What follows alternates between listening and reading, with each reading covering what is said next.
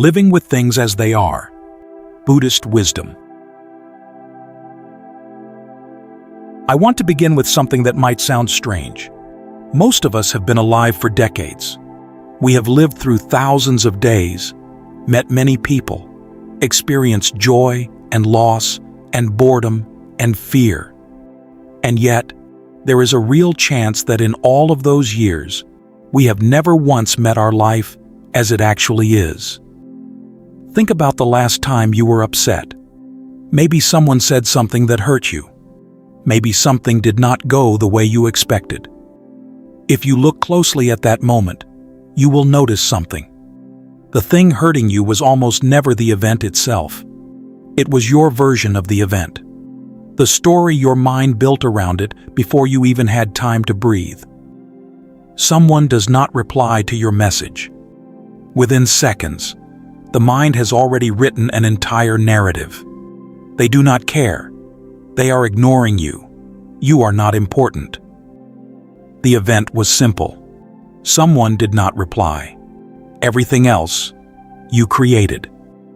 That invisible layer of interpretation is what you actually lived through. You never touched the event. You touched your reaction to it. And you called that reality. The Buddha had a word for what most of us are missing. In Pali, it is yathabhuta, which means, as it truly is. 25 centuries ago, he saw something that modern psychology is only now putting into words. Human beings almost never see things as they are. We see things as we are. Our desires color what we see. Our fears shape what we hear. Our old wounds filter every experience before it reaches us. We walk through life believing we are seeing clearly when we are looking at a reflection of our own mind and calling it the world. So when we hear phrases like, "see things as they are," or "live with reality," the first honest question is, have I ever done that? Have I ever looked at a person, a situation, or even my own body without adding something on top of it? For most of us, the honest answer is uncomfortable, and that discomfort is where things begin. The Buddha described what the way things are looks like with real precision. He pointed to 3 marks that run through every experience a human being can ever have. In Pali, they are called tilakkhana. The first is anicca, impermanence. Everything you are experiencing right now is already changing. The breath you just took is gone. The emotion you felt 5 minutes ago has already shifted. The body you had 10 years ago no longer exists. This is easy to agree with in theory. Everyone knows things change. But knowing it and truly seeing it are 2 different things. If we truly saw it, we would not hold on so tightly. We would not be so shocked when things end. The second is dukkha. People often translate this as suffering, but that misses the meaning. Dukkha is closer to a deep sense that nothing ever quite fits. You get what you wanted, and the satisfaction fades. You solve one problem, and another shows up. You reach a goal, and instead of peace, there is another hunger. Think about something you wanted badly 5 years ago. Maybe you got it. Maybe you did not. Either way, the wanting has moved on to something new. That is dukkha. Every experience that depends on conditions is, by nature, incomplete. It cannot fill you forever. And as long as we keep asking things that change to give us something that does not change, we will keep feeling that gap. The third is anatta, no self. This one makes people the most uncomfortable. The Buddha was pointing out that the thing you call me, the solid, continuous, unchanging self you believe lives behind your eyes, cannot be found when you look carefully. What you find instead is a stream of sensations, thoughts, emotions, and memories, all arising and passing based on conditions. Experience is happening, but the fixed owner of that experience, the one we assume is always there, is harder to locate than we think. These three marks are not things you need to believe. The Buddha used the word 𝐏𝐻𝐵𝐸𝐴 to describe his teaching. Come and see for yourself. Take any experience you have ever had, the strongest anger, the deepest love, the heaviest grief. Ask yourself, is it still here, unchanged, exactly as it was? You already know the answer. You do not need a book for this. You just need to stop long enough to notice what you have always known. If reality is always right here, then why do we miss it? The answer is both simple and humbling. What stands between us and reality is us. Specifically, two habits of mind that run so constantly, we have forgotten they are habits at all. The first one works like this. Something happens, and in a split second, the mind turns it into a story about me. Rain falls on your wedding day, and before you can even feel the drops, the mind has already decided, the universe is ruining my day. A colleague gets promoted, and instantly, I have been overlooked. Someone you love is distant for an afternoon, and the mind jumps straight to, they are pulling away from me. In Buddhist teaching, this is called attavadupadana, the clinging to a sense of self. What makes it so powerful is that you do not experience it as a habit, you experience it as truth. They really are ignoring me. Life really is unfair. It feels like fact. It feels solid. But if you slow down and look, what actually happened is that an event occurred, and then your mind, faster than you could notice, added a subject, a plot, and a verdict. The subject is always me. The verdict is always, something is wrong, and it is personal. The event itself might carry real pain. If someone you trust breaks that trust, there is genuine pain in that. If your body fails you, that is real. The Buddha never denied any of this. But on top of that real pain, the mind adds a narrative. This always happens to me. I must have done something to deserve this. And that narrative creates its own layer of suffering, sometimes heavier than the original hurt. The pain was already here. The narrative makes it stay longer, grow louder, and follow you into rooms it was never invited into. The second habit is even more ordinary. It lives in two words: should have. I should have been further along by now. They should have treated me better. This should not have happened. Life should be easier. Those two words hold an entire blueprint of how we believe life is supposed to look. We carry this blueprint everywhere, measuring each day against it. And every time reality does not match, we feel the crack. We call it disappointment, frustration, resentment. But at its root, it is the collision between what is here and what we demanded should be here. The mind has a constant push for things to be other than they are. And this push is so familiar, so much a part of how we move through each day, that we never stop to ask, what if this pushing is itself the source of the weight? These two habits, the me-making and the measuring against should, form the wall between us and our own life. And the wall is not made of anything outside us. It is woven from reactions so familiar that they feel like who we are. There is a misunderstanding that follows many people into Buddhist practice, and it causes real damage. The misunderstanding sounds like this. Living with reality means accepting everything equally. Whatever comes, you nod, you stay calm, you let it pass. When the Buddha laid out the Four Noble Truths in his first teaching, the Dhammacakkappavattana Sutta, he gave each truth a specific task. Suffering is to be understood, pariññaya. The cause of suffering is to be let go of, pahattaba. The end of suffering is to be experienced directly, 𝐂𝐡𝐚𝐧𝐬𝐞. The path is to be practiced, 𝐏𝐻𝐵𝐵. 4 truths, 4 different responses. Living with reality is not one posture you hold toward everything. When you meet loss, you do not paste a smile on it. You sit with the pain. You let yourself feel what is happening. When you notice you are gripping something that is already gone, you recognize the grip, and you practice loosening it. When that grip opens and there is space, you taste what freedom is. And all of this is held together by daily practice. How you speak, how you act, how you pay attention. But here is where the teaching goes even deeper, into a place that most people overlook.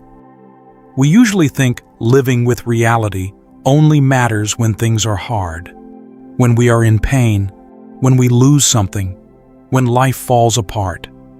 That is when we feel the need to accept and be present. But the Buddha saw something more complete than that. He saw that we also fail to live with reality when things are good. In the Satipatthana Sutta, the Buddha taught a practice called Vedananupasana, the observation of feelings. And the instruction is striking in its simplicity.